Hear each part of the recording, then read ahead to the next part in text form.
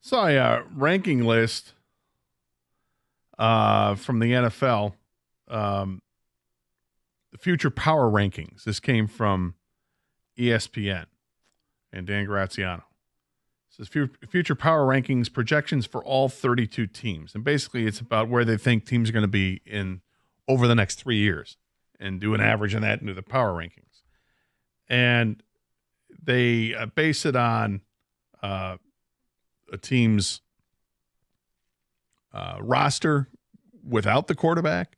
They rank the quarterback and they rank some other areas in there. And I thought it was interesting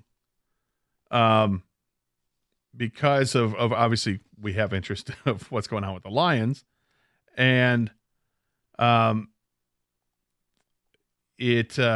where it has the Lions in this out of the 32 teams. And it has the Lions ranked fourth. And it gives them an overall score out of 100 of 88.9, which is just out of the elite category, I believe. They have anything from, they say 100 is A plus elite, 90 is A, which is great, 80 is B, very good. Well, whatever. I mean, that's basic, basic grades going through school. But only 3 teams rank ahead of the Lions. Now, it says the Lions' overall roster minus quarterback gets a 92, which in the NFL rank, they rank third with a roster. Coaching, they give a 92.3. NFL rank, third. They think that highly of the coaching staff, including Dan Campbell.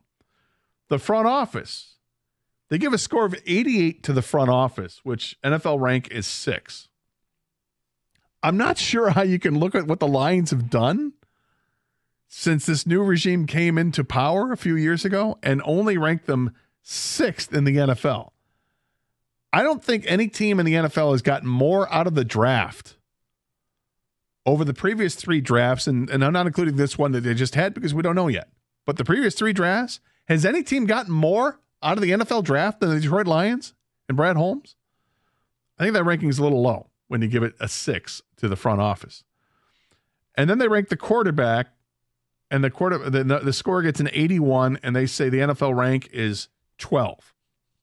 I'm not going to fight too far on the Jared Goff ranking. I think it all plays together. I think the reason that Goff has played so well is because they've got an offensive line that protects him. They got running backs that can run, and they got receivers that get open and catch the ball. But not lost in that is they've got a quarterback who's smart enough to know where those receivers are, smart enough to make the right calls at the line of scrimmage, and talented enough to get the ball there. I think Goff is a top 10 quarterback. I don't think he's elite. I think that's reserved for Patrick Mahomes. And that's it. And then I think you have another tier of quarterbacks behind him. And it probably doesn't include Jared Goff. But in that next tier, I think he's there. But I'm not going to argue with that too much. But here are the teams that rank ahead of the Detroit Lions in this. At number 3, the Buffalo Bills with an overall score of 89.5, which is just basically a half a point higher than the Lions. It says the overall roster minus the quarterback, 85, 10th in the NFL. But they feel that their quarterback, Josh Allen, is the second best quarterback in the NFL. They give him a score of 96. Coaching, they go 89.7, which is 9th in the NFL. In front office, they go 4th, which is also 89.7. Find that interesting. That those numbers are there and that Buffalo ahead of the Lions for these power rankings in the future. Again, this is about the next 3 years. Number 2, Baltimore. The Ravens come in with a score of 91.6. The overall roster minus the quarterback, 89.7. That roster ranks 4th. The quarterback, Lamar Jackson. They give him a 93. NFL ranking, 4th. Coaching, with Coach Harbaugh and company, 92. NFL ranking, 5th. In the front office, they got a 92.3 score, which ranks 3rd in the NFL. Is that too lofty for Baltimore? Well, they've built this roster. They built a winning team that has been winning forever. So I don't know if I'm going to knock them for that.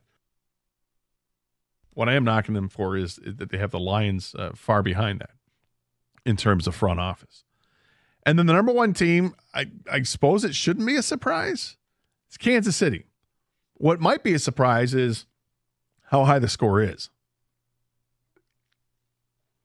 They get a score of 95.3.